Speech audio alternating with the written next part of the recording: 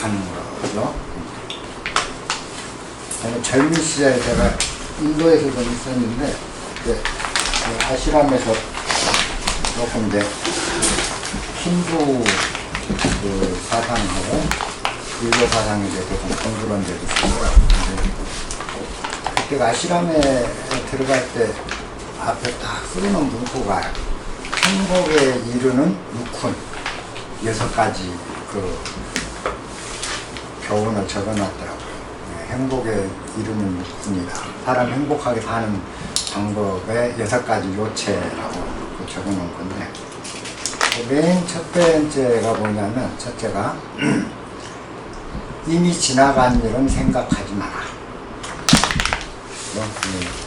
뭐 지나간 일 생각한 게 뭐가 흠이겠어요. 지나간 일 좀 생각하는 게 잘못은 아니죠. 근데 거기서 생각하지 마라 라고 하는 거는 지나간 일에 집착하지 말라는 거. 아쉬워하는 것도, 내가 지난 일 아쉬워하는 것도 사실은 집착이고, 지난 일을 그리워하는 것도 집착이고, 지난 세월을 후회하면서 떨쳐버리고 싶은 것도 일종의 집착이거든요. 우리가 마음에 집착이 생기게 되면 가장 큰 게 그래요. 이 집착이라는 것이 그 큰 병인데, 그게 이제 우리의 식을 흐리게 만듭니다. 그러니까 쉽게 해서 유식론에서 얘기하면 이제 가장 원초적인 우리의 초월의식, 아레야식을 훈습시켜서 물을 들이는데, 그게 내 생각이 강할수록, 의지가 강할수록 그 훈습력이 강해요. 그래서 집착이라는 거는 상당히 우리가 매달리는 거잖아요. 무생각. 그러니까 인간의 그 정신적으로 그 집착한다는 거는 훈습력이 굉장히 강한 거죠. 그래서 이제 이미 지난 일에 괜히 매달려서 자꾸 그 우리가 가지고 있는 초월의식, 아레야식 자체를 훈습시키는 건 어리석다. 행복에 이르지 못한다. 왜? 그래서 이제 우리가 그 맑게 세상을 보지 못하니까 밝은 판단도 안 되고, 그래서 지난 일은 생각하지 마라. 그 다음 이제 두 번째가 아직 오지 않은 미래를 생각하지 마라. 역시 마찬가지입니다. 미래에 대한 기대, 또 미래에 대한 계획, 이런 것들에 대해서 우리가 막 하는 것도 사실 가만히 따져보면 집착이거든요. 미래 좀 잠깐 가볍게 생각하는 걸 탓하는 건 아닌 것 같더라고요. 그때 제가 그에 대해서도 질문도 하고 있었는데, 역시 미래에 대해서도 우리가 집착하는 마음으로, 미래에 대해서 그냥 고즈넉이 평담한 마음으로 미래를 한번 좀 관조하는 거는 큰 업이 된다고 생각지 않더라고요. 근데 미래가 꼭 이렇게 돼야 되는데 안 되면 어떡하지 하면서 그 집착하는 요걸 이제 일러서 미래에 대해서 생각하지 마라. 그리고 이제 세 번째가 지금 일어나고 있는 일에 대해 생각하지 마라.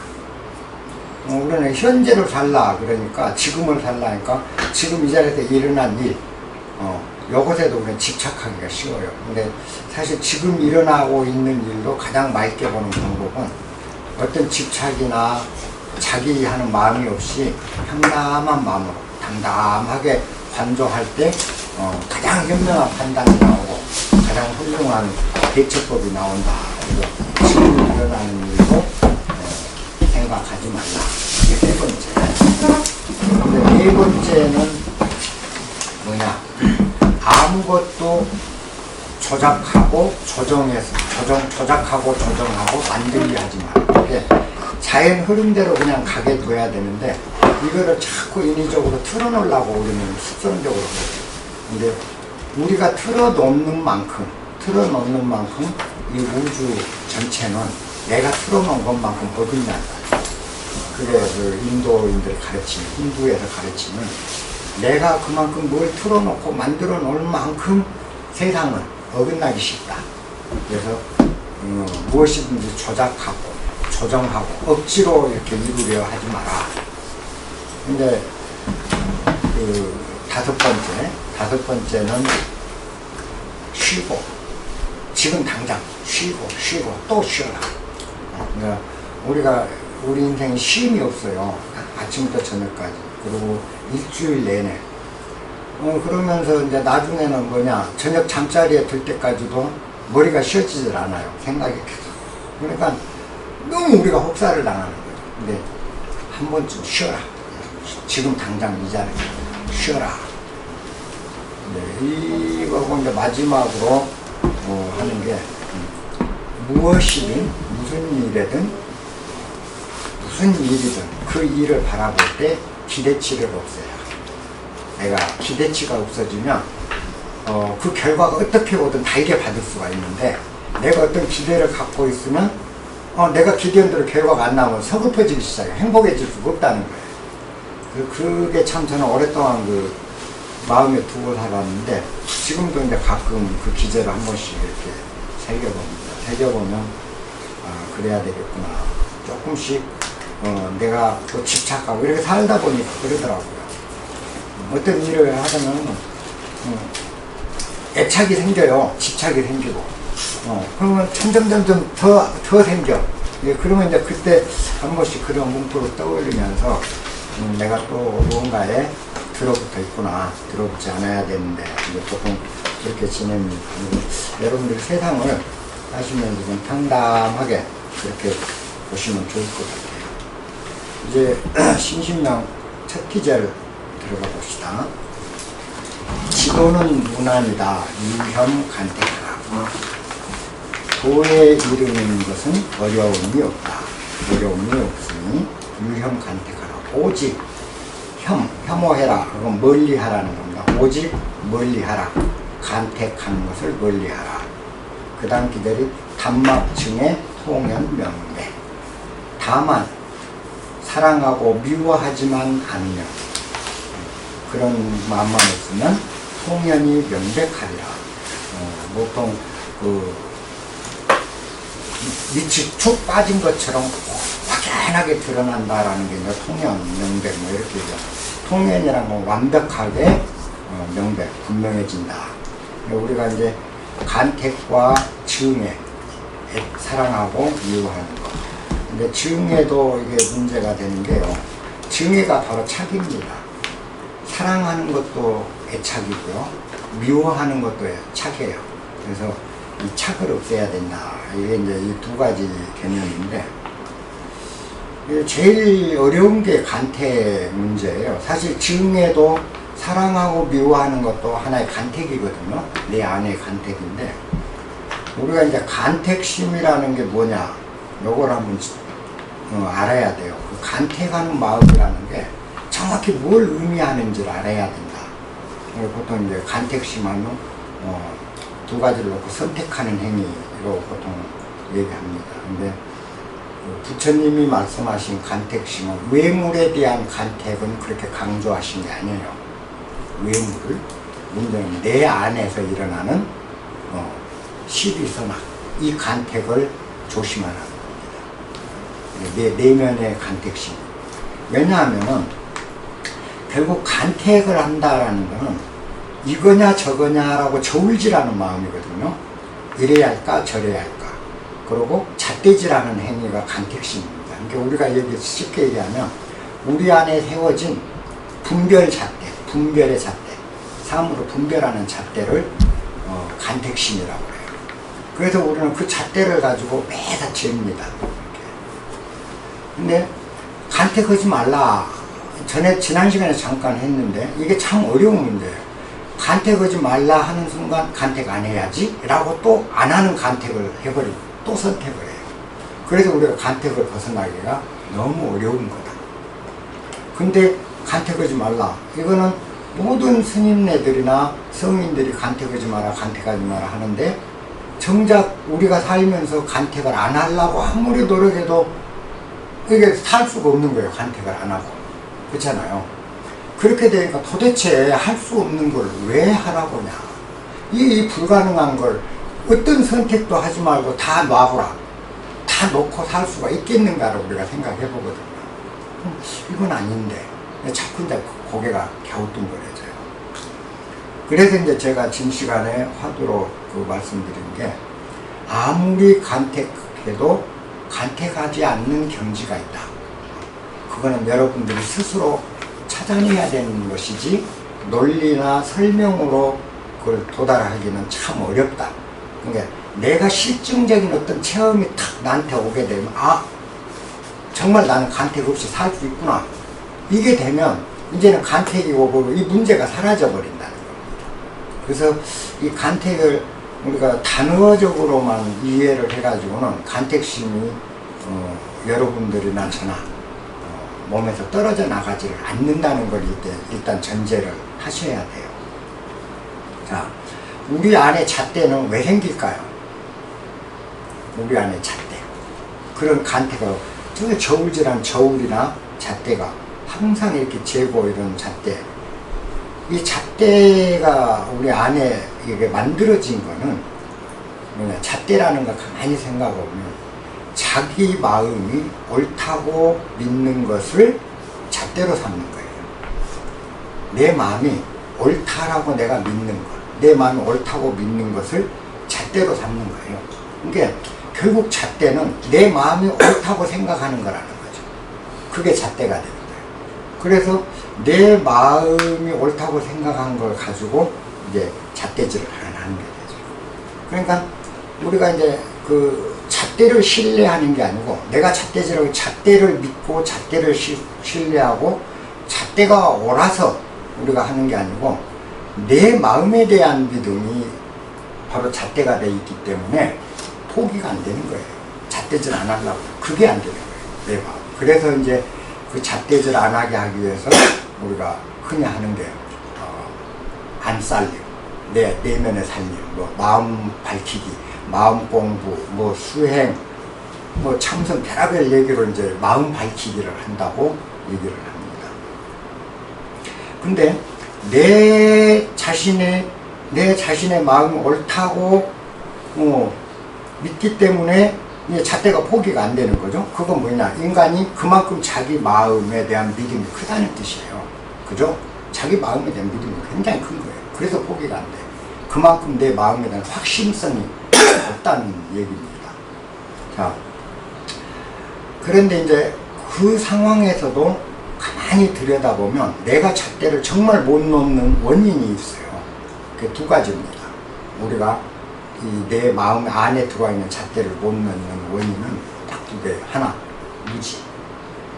정확하게 알지 못하기 때문에, 알지 못해서 못 내리는 거예요. 그 다음에 두 번째는 심리적인 원인이 있습니다. 심리적인 원인은 잣대를 탁 버리면 되는데, 이 잣대가 아까운 게 아니에요.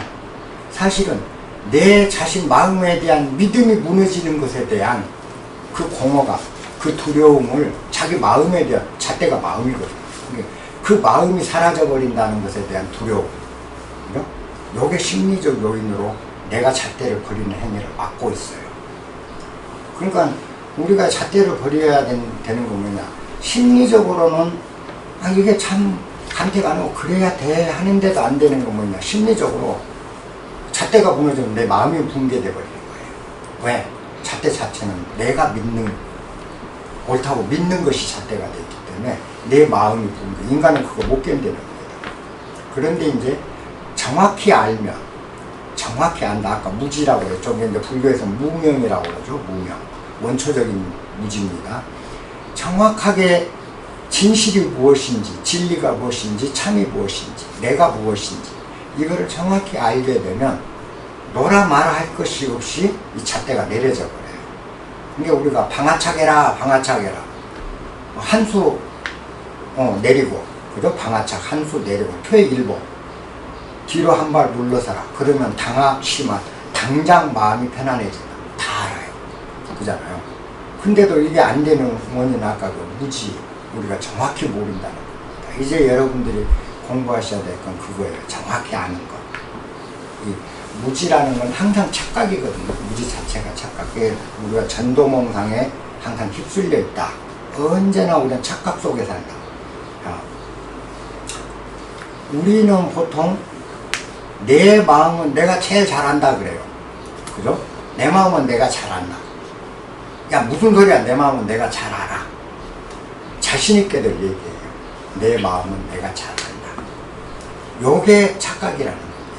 정말 큰 착각이에요. 내 마음을 내가 안다는 게. 그래서 이제 마음 알기를 공부해요. 명상센터 가고 어디 가서 마음을 알려고 공부를 합니다. 대부분의 사람들이 마음을 잘 안다고 생각해요. 근데 저는 정말이지 마음을 모릅니다. 제 마음을 전혀 몰라요. 마음에 대해서 아는 게 없어. 그러니까 내가 내 마음을 모르기 때문에 저는 내 마음을 믿을 수가 없어요. 내가 모르는 놈은 내가 믿을 길이 없더라고요. 그래서 마음을 안 믿습니다. 그러니까 그런데 이 마음이 만드는 잣대는 더더군다 믿기지가 않는 거예요. 제가 마음을 모르는데 어찌 내가 내 마음을 믿겠느냐. 전 정말 마음에 대해서 누가 물어봐도 저는 마음 모릅니다. 제가 수행하고 뭔가를 알았다 항상 이러면서 알 것 같고 어느 순간에 아 하고 번쩍 했는데 그 순간 모든 게 캄캄해져요. 그때 숭산 스님이 얘기했던 도시 모르겠다. 이 상태가 되더라고요. 그래서 이제 내가 굉장히 마음을 잘 안다고 생각했는데 그날부터는 제가 마음을 모르겠는 거예요. 그러니까 모르는 이놈을 내가 신뢰할 수가 없어. 그러니까 이거 난 마음 몰라. 그러니까 난 내 마음 못 믿어. 내 마음이 시킨 대로 난 안 해. 마음에서 요래라 저래라 하는가 귀담아 듣질 않는 거예요. 근데 이 마음을 만든 잣대는 더더군다 그건 가치가 없는 거죠. 이렇게 되면서 지금도 마음을 저는 모른다 쪽이에요. 안다보다 모른다 쪽입니다. 자, 이런 얘기가 있습니다. 범부, 보통 중생을 얘기합니다. 중생은 자기 마음을 잘 알고 부처는 자기 마음을 전혀 모른다라는 말이 있습니다. 그러니까 범부는 마음을 아는 자요, 성인은 마음을 모르는 자다. 그래서 성인은 자기 마음을 모르기 때문에 마음의 건방을 안 들어요. 자기 마음에 대해서 건방을 안 들어. 우리가 마음을 안다고 하기 때문에 오만해지는 겁니다. 내가 내 마음을 안다. 그래서 깨닫는다는 거는 마음을 아는 자에서 마음을 모르는 자로 후퇴하는 절차가 깨달은 거예요. 우리가 착각하는 게 그런 것들이에요. 깨닫고 나니까 마음이 확 드러나서 진주알처럼 번쩍이는 게 아니라 도시 모르겠다. 이 먹고가 되어버리는 거예요. 내가 그동안 신뢰했던 이 마음이라는 놈을 도시 모르겠다. 이 먹고 나는 마음 이제는 안 믿어. 네 생각 안 믿어. 마음이 일어나는 모든 온갖 장난질 나는 못 믿어. 이렇게 되니까 뭐죠? 내가 없어져 버리는 거예요.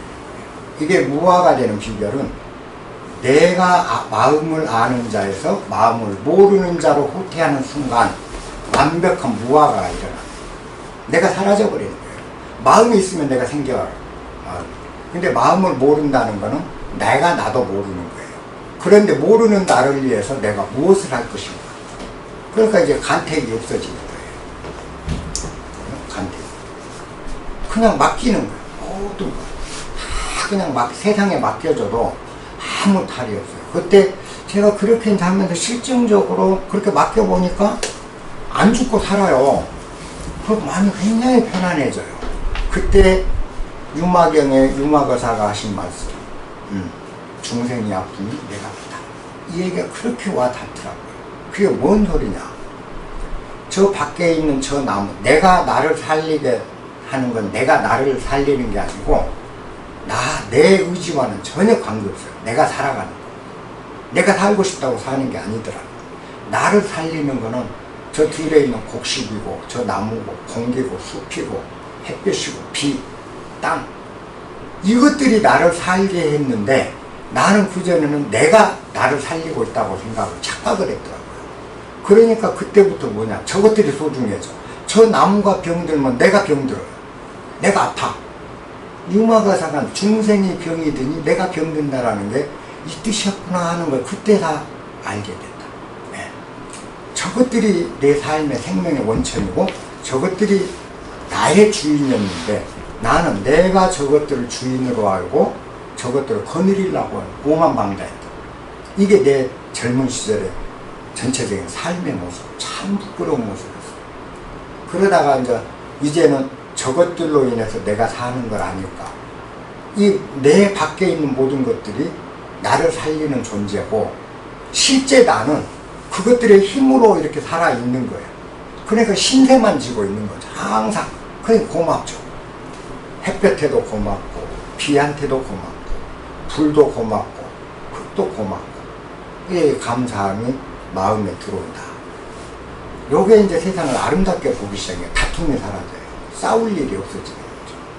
그때부터. 그래서 마음을 모르게 되니까 내가 없어지더라. 근데 우리는 항상 우리가 그렇게 안다는 게 그런 거더라고. 나는 내 마음을 잘 알아. 할 땐 진짜 뭐 내 마음 아는 것 같았어. 근데 실제 모르고 있었던 거고, 이제 마음이 뭔지 모르겠다 할 때가 비로소 마음을 제대로 안다. 이게 안다는 의미가 그렇게 복잡한 상황이더라고요. 그래서 우리가 어떤 평안으로 깨달음으로 들어가기가 참 어려운 거죠. 우선 간택 얘기가 나왔으니까요. 이 간택의 독소, 인간이 자기 안에 세워놓은 자기 마음이 옳다고 믿은 그 믿음 자체가 믿음 체계, 내가 옳다고 믿는 이 믿음 체계가 잣대거든.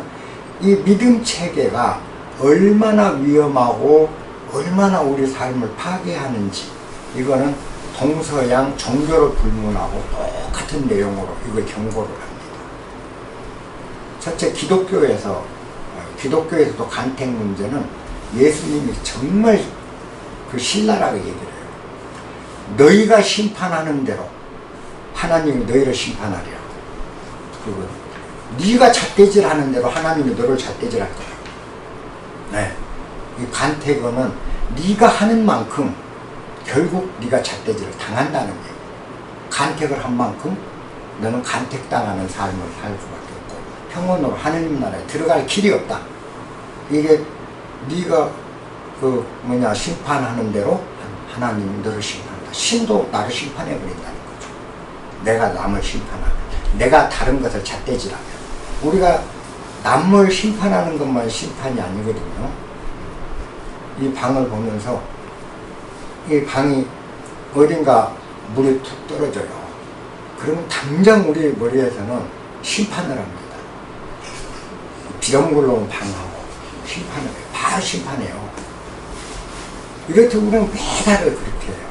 전에 킹나탄 스님이라는 분이 쓰는 그 책이 있었어요. 그 책을 한번 여기 들여다보니까 이분이 그 자기 그 명상센터, 수련원을 짓는데, 기도처를 짓는데, 벽돌로 그 담장을 쭉 쌌답니다.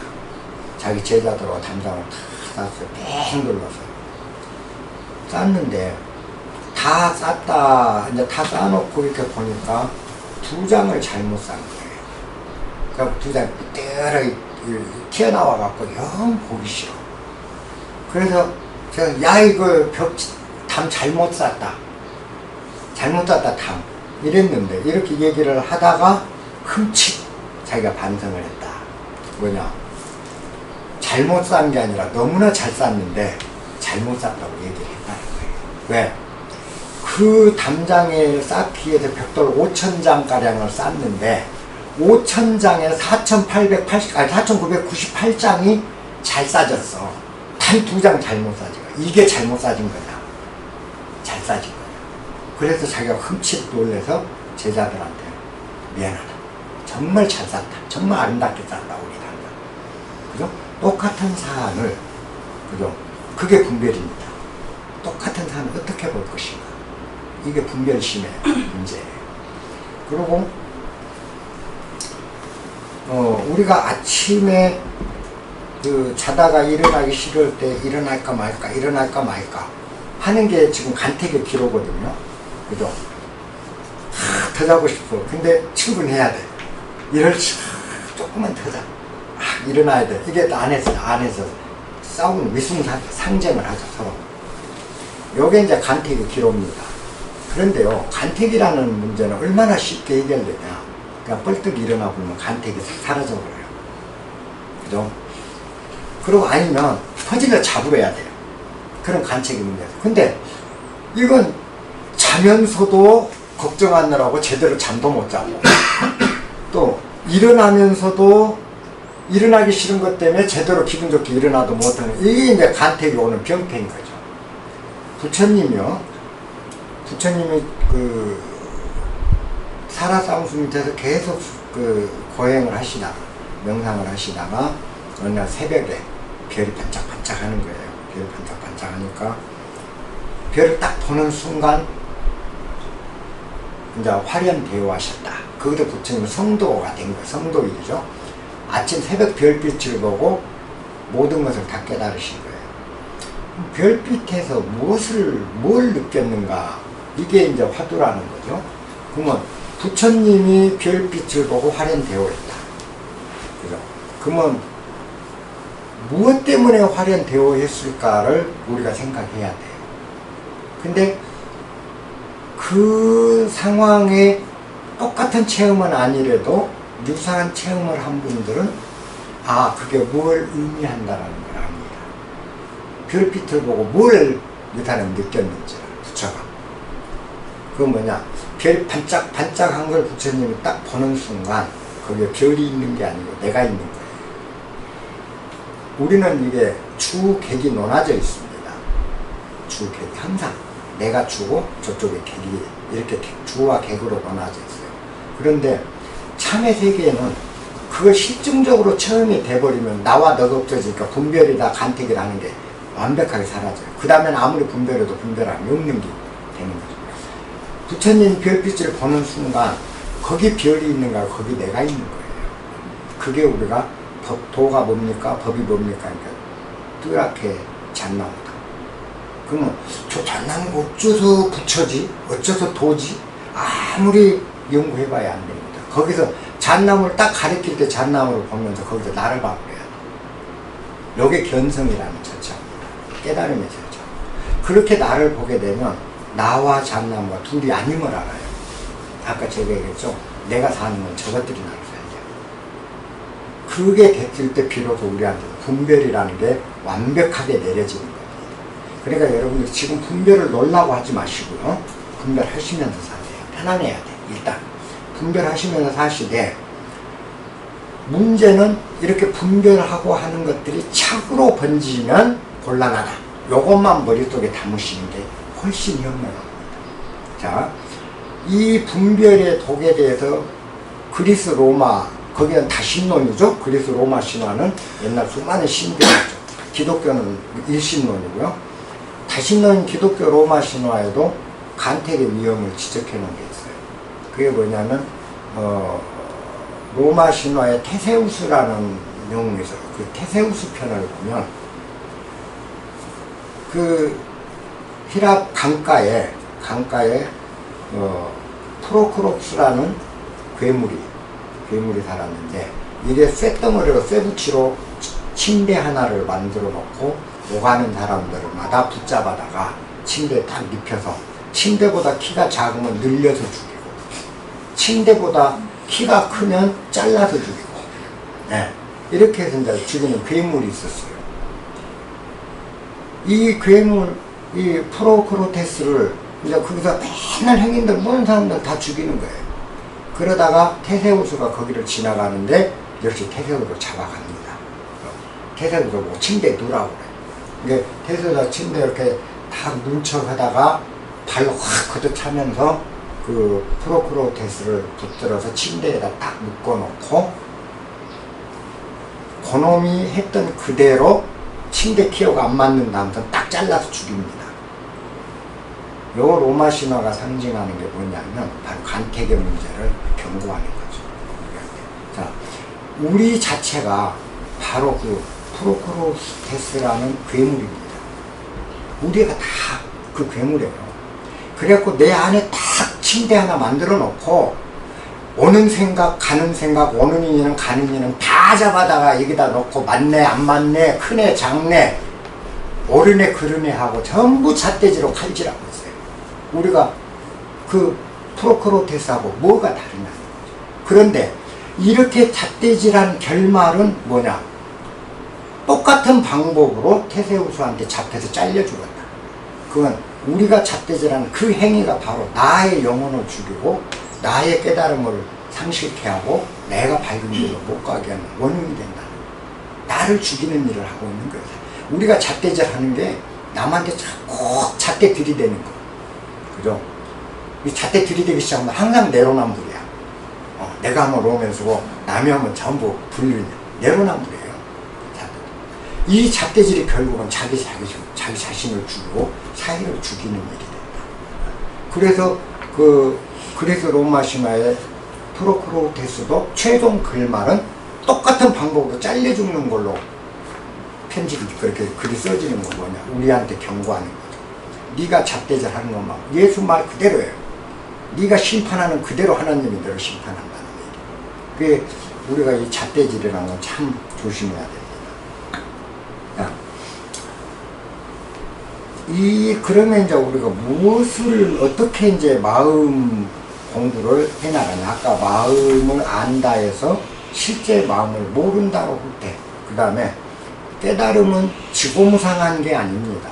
지고무상한 게 아니고 깨닫고 나면 철저하게 평범으로 돌아오는 게 깨달음이다. 항상 후퇴예요.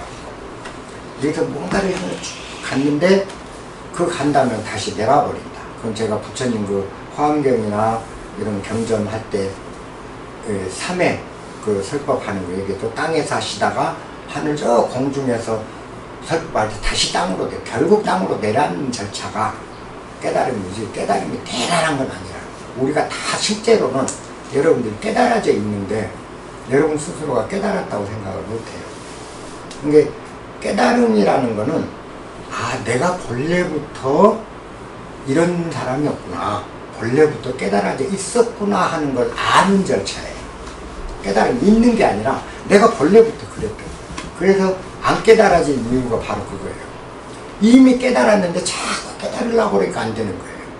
그래서 아까 행복에 이른 식품, 그리고 불교 수행의 마지막 단계, 쉬어라, 내려라, 그죠? 쉬어라, 쉬고 또 쉬어라. 그게 뭐냐?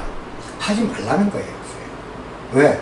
이미 깨달아져 있는데 자꾸 깨달으려고 하니까 깨달음이 올 수가 없는 거예요. 다만 우리가 내가 깨달은 자라는 걸 알아야 돼. 근데 그럼 나는 아닌 것 같은데 아니에요. 여러분들 정말이지 다 완벽하게 깨달은 부처님들입니다. 그래서 우리가 보면 아니야 그래도 부족한 것 같은데 부족하면 지금 그 상태가 완벽하게. 그러니까 여러분들이 하실 일은 뭐냐? 편안하게. 제가 젊은 시절에 항상 이런 간택에 걸려 살았으니까요. 마음이 바다처럼 넓은 사람이 되고 싶었어요. 참 어처구니 없는 거죠. 그래서 마음을 크게 쓰자, 마음을 넓게 쓰자, 너그럽게 살자, 이걸 맨날 주문하듯이 외우면서 마음을 넓게 살라고 했어요. 근데 무슨 잘 되는 것 같다가 이만한 것만 탁 마음에 걸리면 바늘 하나 못 들어가게 마음이 딱 좁아져 버려요. 이렇게 넓어졌던 갖는 게 갑자기 바늘 하나 못 들어가게 마음이 숨도 못 쉴 정도로 좁아져. 그때마다 절망. 나는 태생적으로 안 되는 놈. 나는 저주받는 놈인 것 같다. 왜 이렇게 다른 사람같이 큰 마음을 못 갖고 이렇게 옹졸할까? 끊임없이 나를 짓이기고 누르고 욕하고 회초리를 들고 마음 크게 써요. 마음 크게 써. 그랬는데 여기 내려와서 살면서 어느 날 그게 아니구나 하고 느낀 이후 내가 착각이었구나. 전부 내 생각에 뒤집어진 생각, 전동홍상에 헷갈려 살았구나라는 걸 알고 나서 그때 이제 마음을 보니까 마음은 넓은 것도 아니고 좁은 것도 아니더라고요. 그냥 마음은 마음이에요. 넓힌다 해서 넓힐 수 있는 것도 아니고 좁힌다 해서 좁힐 수 있는 것도 아니다. 부중불감. 그죠? 때를 입힌다 해서 때 묻는 것도 아니요. 때를 베낀다 해서 깨끗해지는 것도 아니다. 불구부정. 마음이 생겨난 것도 아니고 죽는 것도 아니다. 불생불멸. 이게 내 마음이더라는 거죠. 그래서 마음은 저절로 넓어졌다, 줄어졌다, 정말 자유자재하고 능수능란하게 용이 됐다가 지렁이가 됐다 할 수 있는 게 우리가 갖고 있는 위대한 이 마음인데, 이거를 갖고 억지로 아까 아무것도 조정하지 마라 그랬잖아요. 조작하지 마라. 이 마음을 큰 마음으로 만들려고 조작을 하고 있었으니 내 마음이겠느냐. 이건 마음이야. 마음은 저절로 넓었다 줄었다 넓었다 줄었다 하는 게 마음이죠. 그럼 마음 있는 그대로 놓고 내가 살았으면 크게 마음 넓히죠. 내가 마음 넓어도 뭐 할 건데. 남이 나보고 그 사람 마음 넓은 사람이다. 이 칭찬받고 싶은 아만시, 이것에 불과해요. 이렇게 쓸 일이 없는 거예요. 있는 그대로, 마음 좁으면 좁은 대로 대하고 넓어지면 넓은 대로 있는 그대로의 나를 있는 그대로 내보이는 거. 그죠? 이게 진리였더라는 거죠. 그 다음부터는 뭐냐, 내가 사람들한테 마음은 넓히려 해서도 안 되고 좁히려 해서 할 수 없는 거다. 불생불멸 불고부정 부정불가입니다. 그걸 갖다가 마음을 조작하려고 하니 미친놈들인 거지. 그러다 보니까 나는 안 돼, 나는 안 돼, 계속 나를 짓이기잖아요. 근데 이제는 마음을 탁 풀어불고 나니까 내가 화내고 싶으면 화내고, 좁게 마음 쫌생이처럼 굴고 싶으면 좁게 쓰고, 넓게 쓰고 싶을 때는 넓게, 그냥 그 형편에 맞게, 인연에 맞게 내가 마음이 넓게 쓰기도 하고 좁게 쓰기도 하고, 칭찬받을 짓도 하고 욕먹을 짓도 하고, 그죠? 이렇게 이제 하니까 나를 짓이길 일이 없잖아요. 내가 나를 해초지를, 이 세상에 나를 괴롭히는 걸 보니까 바깥 사람이 나를 괴롭히면 20%도 안 돼, 10%도 안 돼. 내가 나를 제일 많이 괴롭히더라고. 90%가 내가 나를 짓이게요. 근데 이제 나를 괴롭히는 게 없어지니까 마음이 편안한 거야. 편안하니까 뭐죠? 마음은 저절로 넓어져 있어요. 편안하게. 여러분들 그쵸? 집에서 애기들이, 자식들이 내가 기분이 좋아, 그리고 행복해, 편안해, 그럴 때는 애들이 조금 잘못을 괜찮아, 그럴 수도 있지 뭐, 그러거든. 다 그래요. 근데 내가 마음이 불편하면 애들이 이만만, 이 새끼 다 바로 그잖아요. 우리 마음을 넓히는 요체는 노력으로 넓히는 게 아니고, 내가 편안하면 저절로 넓어져 있는 게 마음이고, 내가 불편하면 저절로 좁아져 있는 게 마음. 그러니까 마음을 넓히려고 너그럽게 가지려고 하지 말고 우선 내가 편안하라. 그래서 이기적인 자가 되는 겁니다. 자, 이기적이라고 굉장히 나쁘게 생각하는데 자리이타예요. 자리. 내 이익을 도모하니 이타. 그게 바로 남을 돕는 거예요. 내 이익을 도모는 나 자신을 위해서 내 편안함을 쭉 갖고 있으면 나한테 나갈 게 뭐예요? 나 편안밖에 없어. 그럼 나갈 게 편안함밖에 없잖아요. 근데 내가 남을 돕겠다고 하면서 나는 그냥 속이 짓이겨져 있으면 나한테 나갈 건 뭐예요? 불평과 불만과 불화밖에 나갈 게 없어. 그렇게 되면 내가 남을 돕는 이타가 자해가 되고, 그 자해가 다시 남을 해는 타해로 번져버린다. 부처님이 자리이타, 이 원리를 가르친 건 자기 이익 먼저 도모하라. 그래서 네가 먼저 편안하고 네가 먼저 고에서 해방될 때 너한테는 강같은 평화가 나간다. 우리가 자기를 편안히 할 수 있는 방법을 최선을 다해서 도모해야 됩니다. 내가 편안하면 세상이 다 편해요. 내가 불편하면 가족까지도 불편해. 맨날 부부싸움해. 맨날 자식들하고 다투. 내 속이 상하면.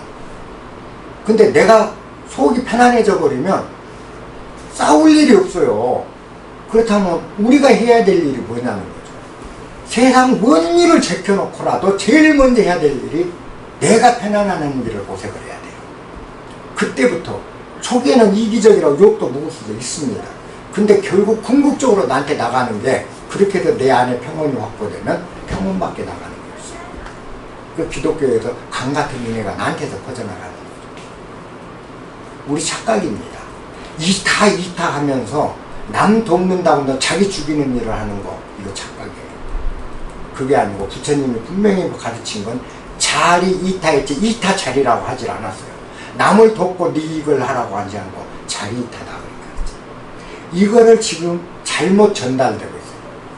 자리 이타 이런 게. 내 이익을 도모함과 동시에 남의 이익도 도모해야 된다. 이따위로 해석을 해주니까 우리 이 마음공부 하신 분들이 어지러워져 버렸어. 그래갖고는 내 이익 도모하면서 내 이익 도모하는데 남 이익까지 생각하려면 내 이익 도모가 안 되잖아.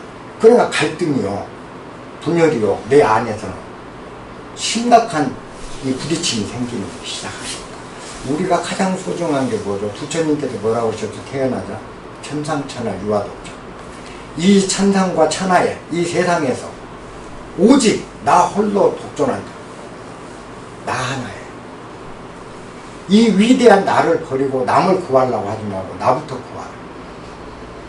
제가 2단으로 몰릴지도 모르겠습니다만은 저는 확신을 해요. 왜? 내 생에서, 내 삶에서 실증적. 자, 여러분들 여기 불교 하신 분들도 아닌 분들 계시지만 대부분 그저 반야신경은 잘 아실 거예요. 반야신경에 보면 오온 개공, 오온이 다 공이더라 라는 말이 나와요. 그렇죠? 오온이 다 공이더라. 그래서 오온이 다 공임을 알고 나니 고일체, 고통스러운 모든 것이 고일체 토액 다 지나가고 사라지더라. 공임을 아니. 열어놨어요. 그러니까 오온이라는 건 뭐죠? 색, 수, 상, 행, 식. 이게 오온이에요. 이게 다 공이다. 색, 수, 상, 행, 식. 우리 이 세상 만물은 오온으로 구성되어 있다. 그래요. 하나는 색, 물체. 물체. 눈에 보이고 만지는 물체. 수. 수는 뭐죠? 감촉, 촉감. 그죠? 피부에 바늘 꼭지면 따끔하는 촉감 느끼는 거. 수. 상. 그죠? 상은 뭐냐? 자기라고도 해요. 유식론에서는 자기라고 하는데, 의지작용. 혹은 감정입니다. 의지작용. 실제로 상은 감정이라고 보시면 돼요. 그래서 따끔하니까 아프다! 는 감정이 그 다음에 일어나게 돼요. 상은. 그 다음에 행. 행식은 뭐냐면 의지작용이에요. 행이란 건 의지작용이에요. 이거 병원에 가야 돼. 안 가야 돼. 해야 되겠다. 어째야 되겠다라는 의지작용이 바로 일어나죠. 그 다음에 식. 그러니까 판단작용이에요. 식. 의식작용. 영은 의지. 요게 오온이라는 거죠. 우리가 이 세상은 오온으로 구성되어 있다. 그래서 우리 요거는 완벽한 인간을 얘기하는 거예요. 우리 인간은 색이라는 몸뚱이. 그죠? 불가에서 그렇게 설명 많이 하실 겁니다. 색은 네 몸뚱이를 말하느니라. 그 다음에 수는 피부나 눈이나 이런 데 마주치는 감각. 이걸 얘기한다. 상은 뭐냐? 감정. 거기서 일어나는 정서나 감정을 얘기한다. 행은 그럼 어찌 해야 되겠다라고 생각하는 의지작용을 얘기한다. 그리고 그 다음에 그 의지작용 끝에 이제는 어떻게 해야 돼. 편안해 안 편하다는 의식작용이다. 요게 인간을 구성한다고. 그렇죠. 그러면은 자, 바위는 무생물이에요. 수, 상, 행, 식이 없는 거죠. 그죠? 바위는 색만 있죠. 그 다음에 요거까지 있는 게 식물이라고 그래요. 식물은 우리가 긁으면 진액을 흘리고 이 감촉 다 느껴요. 이런 게 있어. 그 다음에 이렇게 이제 가는 동물 단계, 여기도 고등동물 단계, 인간으로 발전해서 이 다를 갖춘다. 근데 인간이 갖고 있는 모든 것이 공이다. 이제 이렇게 설명들을 해요. 그게 우리가 불경이나 이런 것에서 이제 한계점이 항상 그렇게 옵니다. 왜냐하면 언어라는 건 아하고 설명을 해도 그 아가 고지고대로 아로 상대에게 들리지기가 참 어려운 거예요. 그러면 우리가 보면 이제 다시 설명을 해보면 색이 공이다. 색즉시고, 근데 또 그래요. 색이 공이다. 수도 공이고, 다 이제 이렇다. 또 반야신경에는 그렇게 가르칩니다. 근데요, 우리 몸을 한번 보시면, 우리 몸을 구성하고 있는 이 몸은 뭘로 구성됐다고 그랬죠? 지수화풍 4대가 우리 몸을 구성한다고 그랬습니다. 지, 수, 화, 풍. 근데요, 우리가 착각을 하는 게 지는 땅에서 원소, 물의 원소, 불의 원소, 바람의 원소로 우리 몸을 구성됐다. 그죠? 근데 사실은 5원소죠? 하나가 더 있죠? 공. 지수화풍공으로 구성되어 있다. 이 5가지로. 이제 이렇게 얘기를 해요. 그러면 실제 이 공은요, 아까 얘기한 대로 이것도 공이고 저것도 공이고 반야신경 하는 그 공의 의미는 지수화풍으로 만들어진 이거를 작동시키는 게 공이에요. 공이 없으면 지수화풍으로만 있으면 무생물이 돼버립니다. 요것들이 제 기능을 하도록 만드는 게 공의 역할인 거죠. 공이라는 게. 그래서 이거를 고대 그 힌두 철학에서는 에테르체라고도 하고,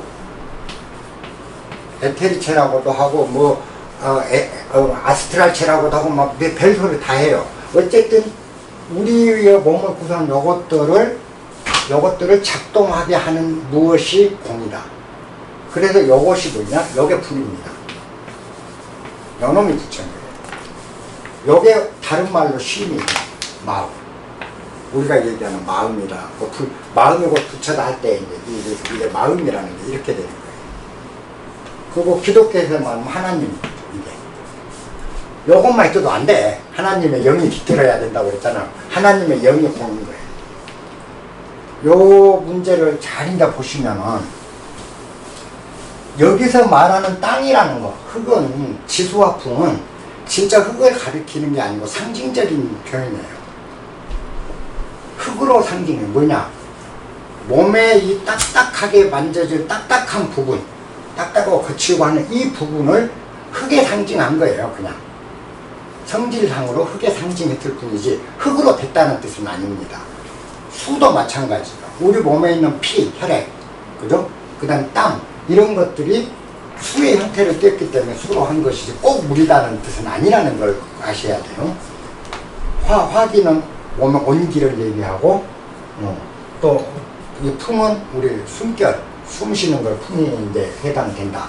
그래서 지수화풍이 되는데, 우리가 아는 건 지수화풍으로 구성됐다고만 알고 있는데, 그래서 이제 우리가 아까 이런 공부들이 안 되는 거예요. 뭐냐면, 이 지의 성분이 딱딱하게 우리 몸을 이루고는 이 형태의 이 원소가 갖고 있는 기능이 있어요. 요것이 지가 뭔 작용을 하냐? 요걸 오온 중에서 수온이라고 합니다. 아까 수상행식, 수상행식 수온.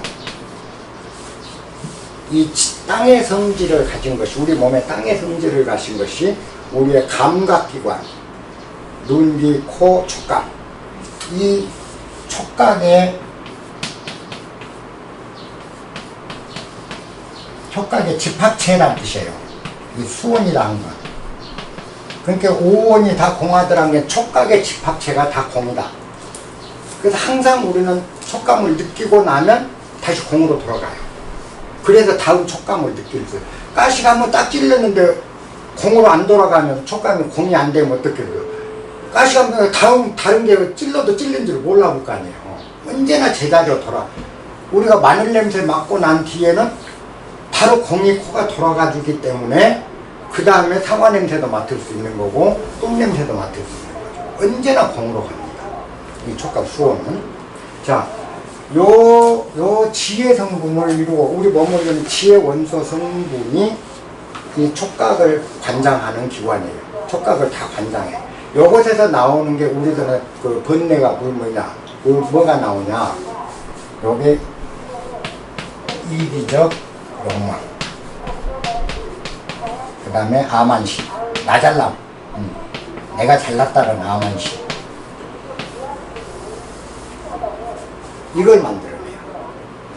자, 여러분들이 이제 그 마음 공부를 하시거나 이 공부를 하시면 나한테 이기적인 생각이 들면 이러면 안 돼. 하지 마세요. 또 내가 잘나고 싶어. 잘난 척해. 어떠다. 내가 또 아만심에 빠졌구나. 반성할 시간에 딱 내가 알아채면 이게 도대체 뭐지? 들여다보세요. 이 욕망은 어디서 나오지? 이 욕망이 뭐지? 그 다음에 아만심이 뭐지? 이걸 자꾸 물으라는 거예요. 나 자신에게. 그렇게 물으면 답이 나옵니다. 분명하게 나와요. 뭐 이것도 달리 설명할 일이 없어요. 여러분들이 욕망이 일어나면 이기적인 욕망, 나를 중심으로 하고 싶은 욕망이 이기적 욕망이죠. 요게 이렇게 되면, 요게 정화가 되면 뭐 어렵게 되는 줄 아세요? 평등성질이 없습니다. 우리가 사대지, 부처님 사대, 자, 성소작지, 묘관찰지, 평등성지,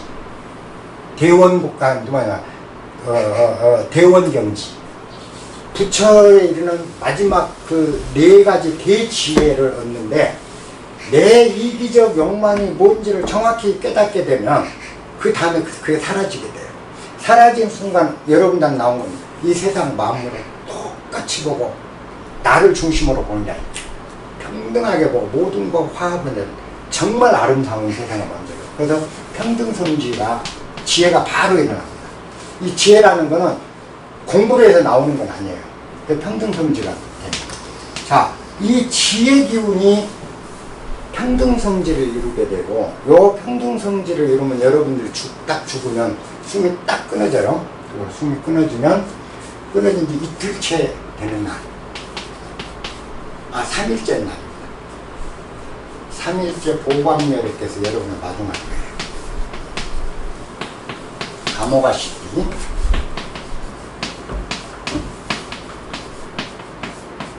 왜냐? 보광열애라고 우리가 알고 있는 보광열애는 바로 평등성지를 획득한 부처예요. 그래서 이기적 욕망에서 벗어나게 되면 평등성지, 이기적 욕망을 완전히 벗어나면 평등성지를 이루는데, 완전히 못 벗어난다 해도 굉장히 이 부분에서 지혜가 뛰어나게 돼요. 세상 만물을 평등하게 보는 지혜가. 그래서 이런 분들은 수행이 제대로 되면 완벽하게 깨우치지 않았다 해도 죽을 때 보광열애께서 여러분들 영접해서 동쪽에 있는 극락으로 모십니다. 그런데 보광열애가 사실 누구냐면 나 자신이에요. 여러분 자신이 여러분을 안내한 거예요. 여러분들 안에 있는 평등성 지혜가 바로 보광열애라는 지혜입니다. 보광열애가 따로 존재하는 게 아니에요. 그래서 내가 죽어서 이렇게 해서 마중으로 온다는 건 사실은 내 안에 그렇게 밝게 빛난 그 지혜가 보광열애라는 형식으로 비추어져서 그게 나한테 오는 거예요. 근데 내가 주고 내가 받는 겁니다. 요게 지혜 역할이에요. 그래서 우리가 지수화풍으로 구성됐다 하면 아까 요건 촉각을 갖춘다. 그리고 이 촉각 자체, 요것에서 나올 수 있는 우리 욕망이나 부정적인 것들은 이기적 욕망과 암환심을 키우는 일들이다. 요걸 한다.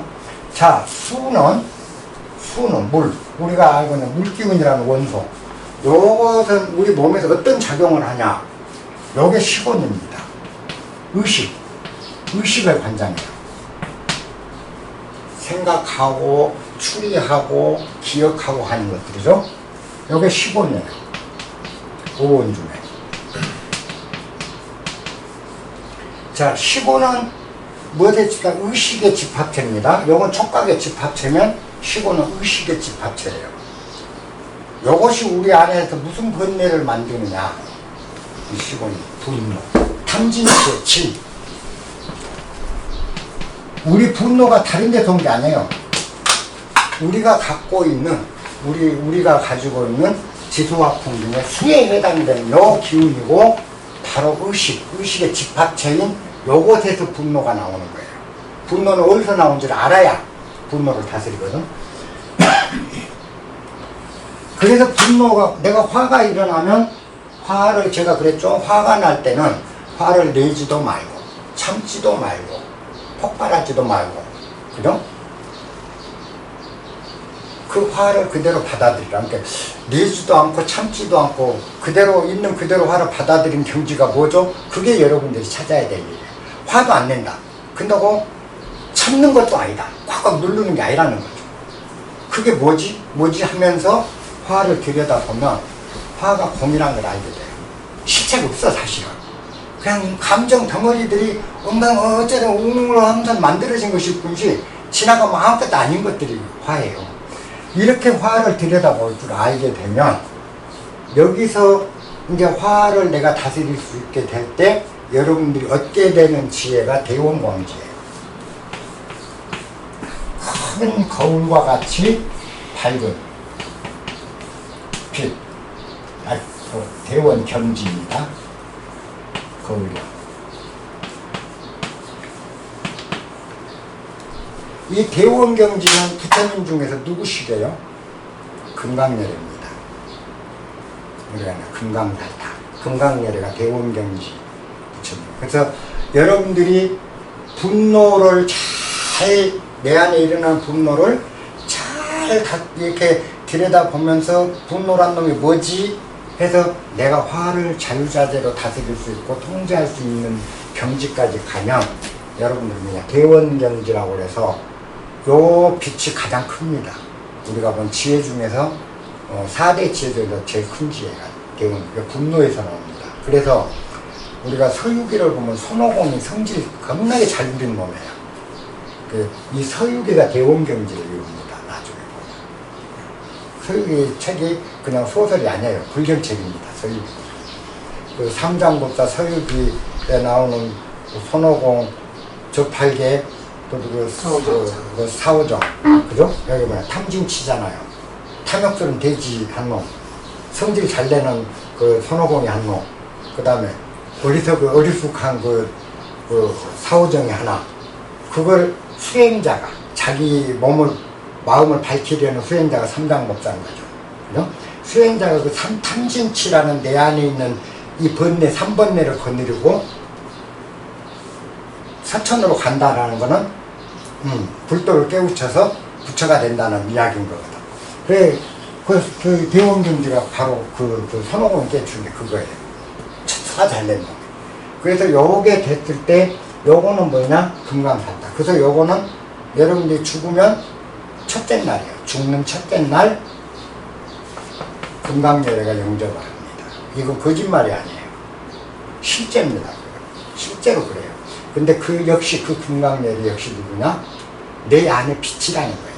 내가 깨달은 이 빛이 금강열애로 현신에서 나를 안내를 해주는 거예요. 내가 나를 안내하는 게. 우리는 불교는 타력신앙이 아닙니다. 100% 자력이에요. 내가 죽고 내가 받고 내가 주고 내가 받고 항상.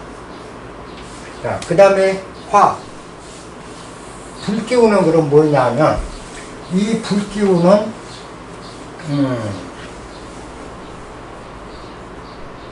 그 뭐냐 상원입니다. 감정의 집합체입니다.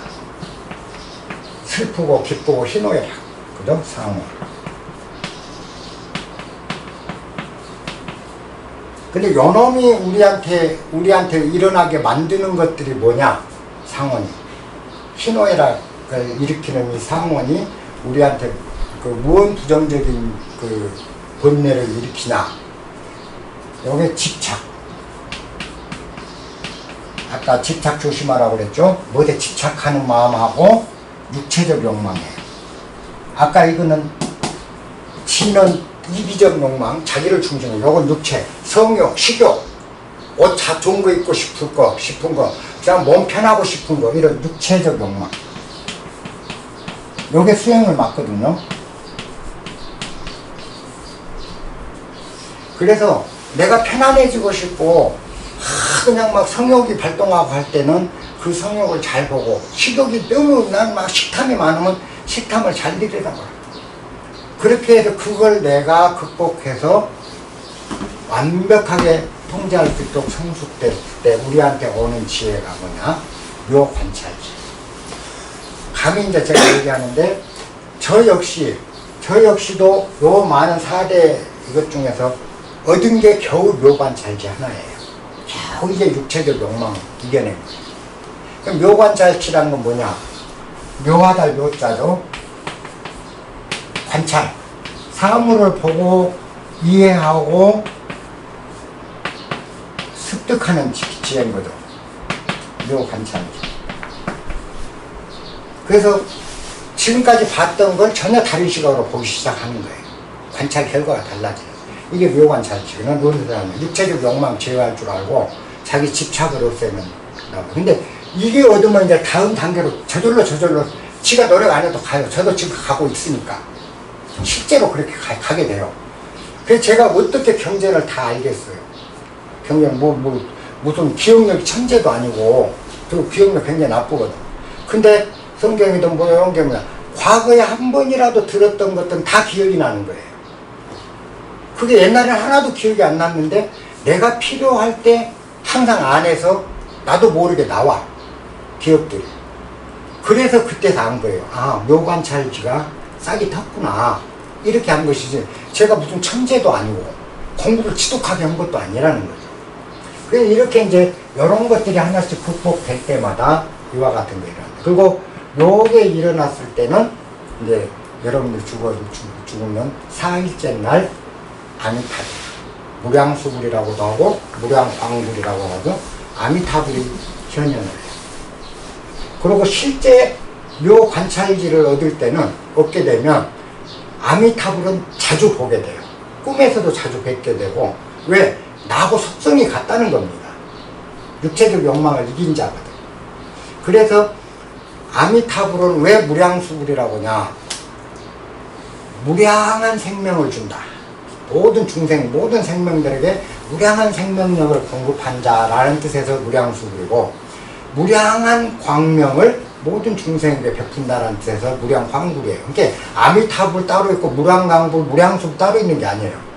다 그거는 아미타불 한 사람인데, 아미타불이 무량한 생명을 준 생명력을 이 중생들한테 논아준다라는 의미에서는 그냥 무량수불이라고 불리기도 하고, 또 모든 광명을 내준다라는 의미에서는 무량광불이라고 하는 것이지, 아미타불이라는 사람이 있고 무량광불이라는 사람이, 이게 불교 의지에 잘못하면 큰일 나요. 그래서 요걸 얻게 되면 아미타불이 영접을 한다. 그리고 여러분들이 아미타불 가까이 간다. 그 다음에 풍, 바람 기운은 뭐냐? 행운입니다. 오온 중에서 아까 색수상 행식 오온 중에서 행운, 오온이 다 공하더라 할 때 행운, 여기에 해당돼요. 의지작용입니다. 의지의 집착, 전부 집합체예요. 행운이라는 거. 그래서 이 의지의 집합체가 우리한테 부정적으로 일으키는 게 뭐냐? 질투와 시기. 그래서 시는 셈내는 거, 셈내는 거. 누구 잘된 거 셈내고, 누구 잘된 걸 못 보고. 요 셈내는 우리 안에 있는 시샘, 요 번뇌를 만들어낸 게 품기운이에요. 우리가 숨쉬는 품기운. 행운이라는 거죠. 그래서 요렇게 해서 시기와 질투, 셈내고 남 잘되면 그 꼴 못 보고 하는 이 못난 마음이 극복이 되면, 자, 우리가 시기하고 셈내는 건 뭐죠? 나도 그렇게 하고 싶은데 안 되니까 셈내는 거예요. 나도 그렇게 하고. 그래서 요때 얻는 게 성소작지입니다. 다 이룬다. 무엇이든지 이룰 수 있는 지혜예요. 자, 그래서 이제 시샘이 없어져 버린 거예요. 나도 이제 다 아는 거예요. 성소작지라는 거는 뭐냐? 어떤 경우도 옳은 판단을 해요. 성소작지를 얻은 사람은. 그리고 인내심이 강해요. 그래서 성소작지가 완전한 성소적 개화가 안 됐더라도 어느 정도 시기 질투를 극복해서 성소작지는 다음 윤회에, 그래서 여러분들이 내가 다음 어떻게 태어날지는 충분히 예상할 수 있어요. 자, 성소작지가 어느 정도 조그만이라도 개발이 된다는 사람은 이 다음 생에 나오면 뭐가 되겠어요? 큰 회사 회장, 경영자, 그 다음에 정치 지도자. 모든 걸 이루는 거예요. 최고의 결단을 갖는 사람들. 자기 원하는 걸 다 이룰 수 있는 게 성소작지입니다. 그래서 이 시샘도 우리가 보면 그런 게 부정적인 게 아니에요. 아까 내가 여러분들 괜찮습니다 했잖아요. 그냥 편하게 살면 됩니다. 이것들이 우리가 번뇌라고 해서 다 버려야 된다, 그렇게 가르치면 큰일 나요. 번뇌가 곧 볼이라고 그랬습니다. 번뇌 자체가 볼이다. 그 뭐냐? 이 시샘이 우리한테 없다면 우리가 성소작지를 해서 마지막에 불공성취불이 될 수 없어요.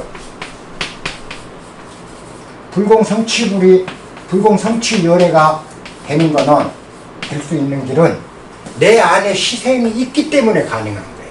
그렇다면 내 안에 시샘이 좋은 거예요, 나쁜 거예요? 내 안에 아까 이기적 욕망이 좋은 거예요, 나쁜 거예요? 이거 나쁘게 보면 안 됩니다. 번뇌를 나쁘게 보면은 깨달을 길이 없는 거예요. 그래서 우리가 갖고 있는 모든 것들이 너무 소중하고요, 너무 훌륭한 것들이에요. 화학, 모실 거라고 우리 막 화내면 지옥 간다고 막 그죠? 근데 이 화가 없으면 우리는 대원경지에 이를 길이 없어요. 우리가 금강살타가 될 수 없어요.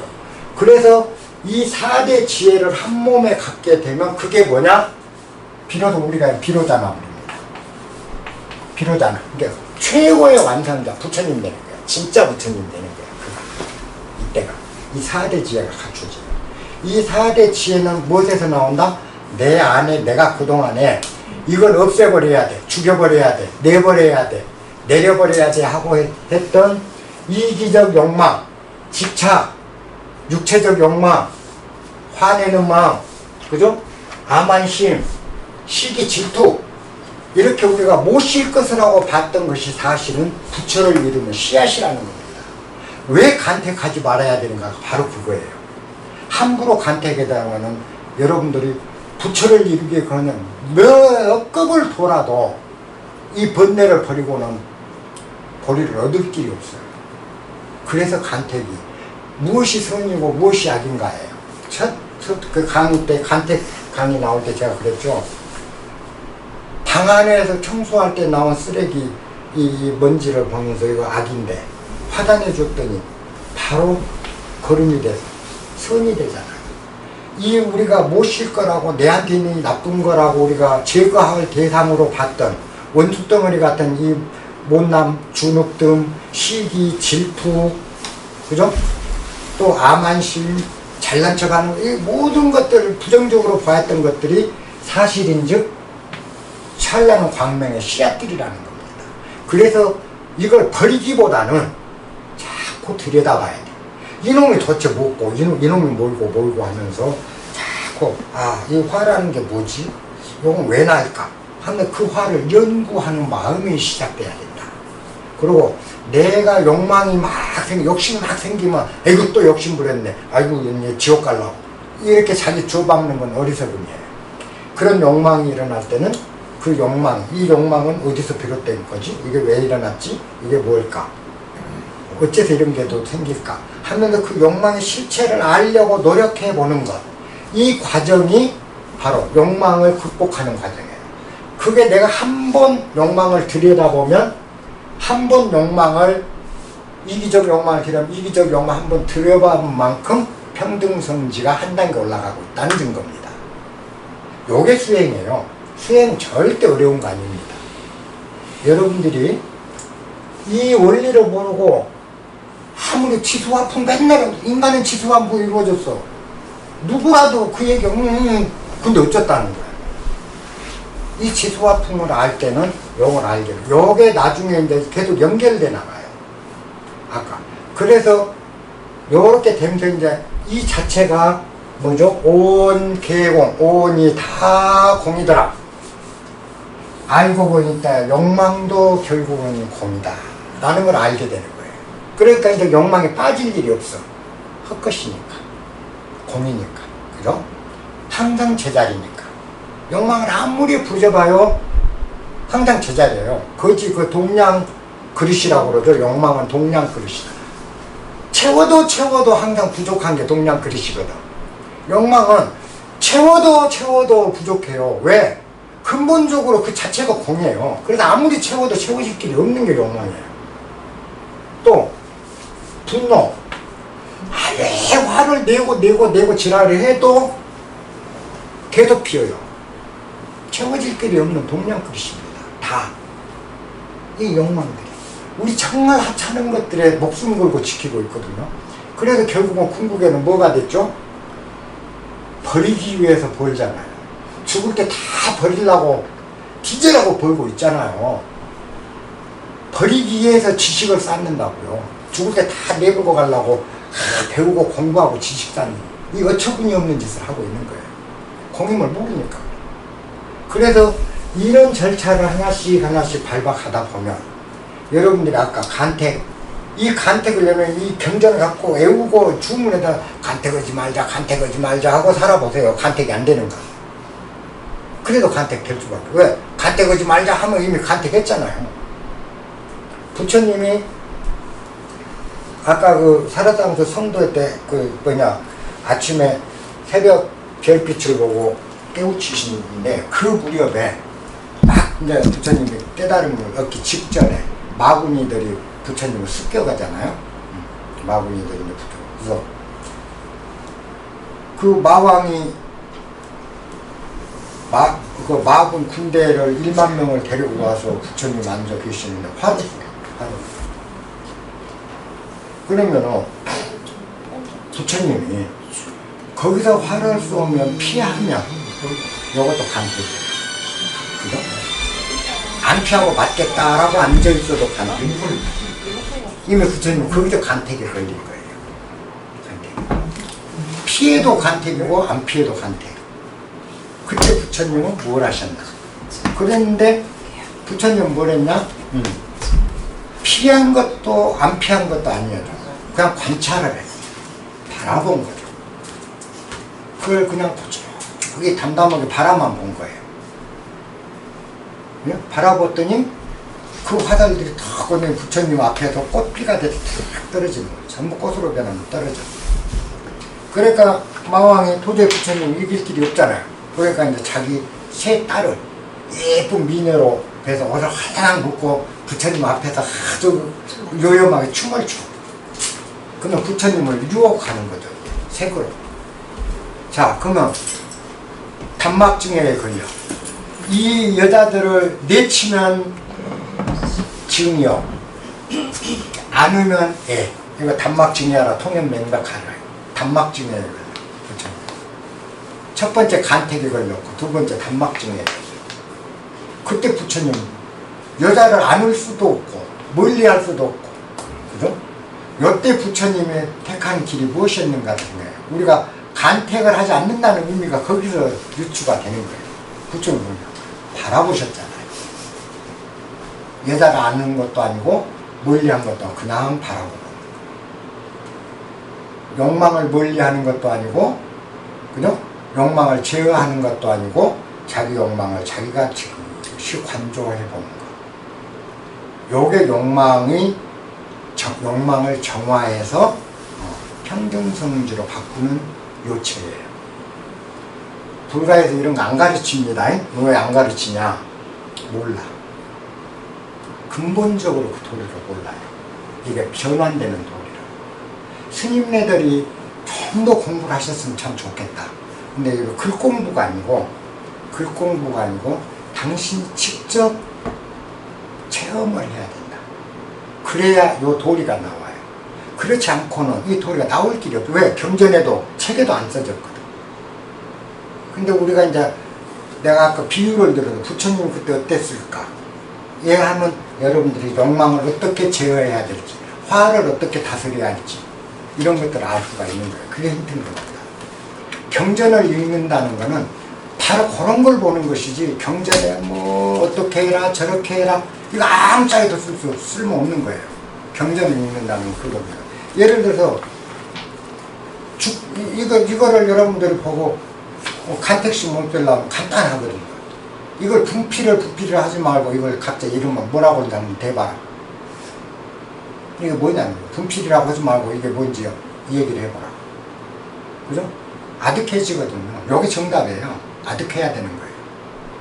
그러면 여러분들이 유일하게 할 수 있는 게 반문 막 분필을 하지 말고 저걸 뭐라고 이름해야 되지? 뭐라고 하지? 그럼 뭐라고 해야 되지? 라고 질문만 계속 할 수 있는 거예요. 도대체 욕망이 뭐지? 이먹고 불교에서 이먹고잖아요. 뭐지? 한번 들여다보기만 하면 저절로 정화가 일어난다. 아, 그래서 욕망이 나쁘구나 이렇게 답을 내면 안 된다는 거예요. 수행길은 그래요. 답을 내는 순간 그 답은 뭐죠? 지가 내고 지 생각으로 맞춘 답이지 진리의 답이 아니에요. 내 대가리 속에 있는 멍청한 생각이라 뒤집어 있는 생각. 그래서 묻기만 하세요. 욕망이 일어나면 욕망, 화가 나면 화. 되게 외롭죠. 외로우면 우리는 본능적으로 외로우면 도망치느라고 진짜 외로움이 뭔지를 몰라요. 외로움이 확 밀려오면 뼈에 사무치게 정말 뼈를 내릴 정도로 이게 외로움이라고 그 속속들이 내가 외로움을 받아들여서 요게 외로움이구나 라고 파악하기 이전에 어디서 전화하고 테레비 켜고 어디로 모시래 갈 궁리하고 하느라고 외로움에서 도망치기 바빠서 이 외로움 실체가 뭔지를 모르다 보니까 외로움을 잘 안 것 같지만은 아무도 외로움을 모르더라고요. 불안하다.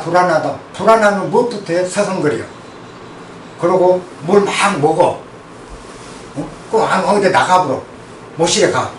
불안을 떨치려고만 했지 뼈가 애리도록 불안에 젖어들면서 이게 불안이구나 라고 불안을 연구하지 않는다라는 겁니다.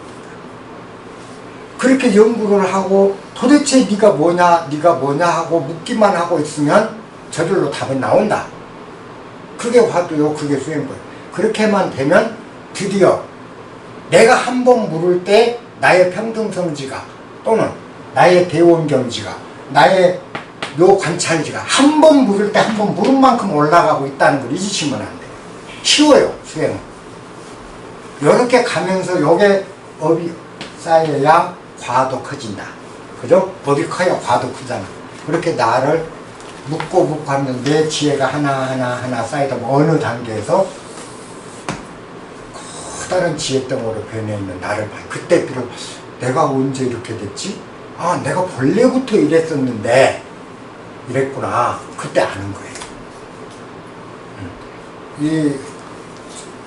이 신신명은 처음에서 끝까지가 아까 지도문안 유형관태 단막증의 송년명백하리라까지 요 뒤가 계속 반복되고 말이 달라지면서 약간 하지만은 다 비슷한 얘기예요.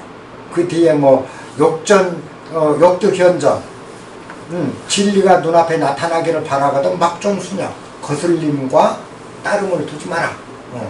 여기가 추종하거나 반대하거나 아까 단막증이와 같은지 이런 식으로 쭉 진행이 돼요. 근데 그래서 저는 신신명을 하는데 여러분들한테 한 대목 한 대목 그에 맞는 우리가 살아가면서 수행해야 되고 내 마음 밝기 이런 것이 뭔지 또 어떻게 하면 실증적으로 내가 그런 데 다가갈 수 있는 길을 제가 가르쳐 드릴 거고 요 글귀에 따라서 뭐 막존수녀라 뭐 거스름과 차이를 두지 말아라 거룩한 소리는 안 할 거예요. 그렇게 강의를 진행하도록 할게요. 그래서 여러분들이 항상 우리가 보면은 깨달음이라는 것을 어렵게 생각하고 뭐 특수한 계층만이 도달하는 경지로 이렇게 착각을 하는데 누구나 다 깨달아져 있기 때문에 살짝 그렇게 건들기만 하면 어떤 계기가 되면 내가 원래 그랬구나 이렇게 알게 돼버려요. 그래서 그 비결은 뭐냐, 나도 그런 나도 예를 들어 나도 기운이 깨달아야 되겠다는 마음만 계속 묻고 있으면 저절로 깨달아져요. 길이 없어요. 깨달음에 이르는 길은 없어요. 만약에 깨달음을 이루는 길은 이런 것이다라는 게 있었다면 이 세상 못 깨달을 사람 아무도 없었어요. 길이 있는 게 아니에요. 유일한 길이 잊지 않고 있는 거예요. 내가 안욕따라 삼맥삼보리를 증득하리라는 내 발언, 그죠? 결심. 이 결심이 식지 않고 늘 내 마음속에 있으면 자기 영혼이 저절로 그 길을 인도해 가요. 절대 누가 가르쳐서 누가 만들어줘서 깨달는 그런 경우는 없어요.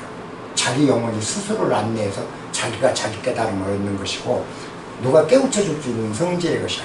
깨우쳐줘도 될 것 같은 세상에 못 깨달으면 하나도 없다는 거예요.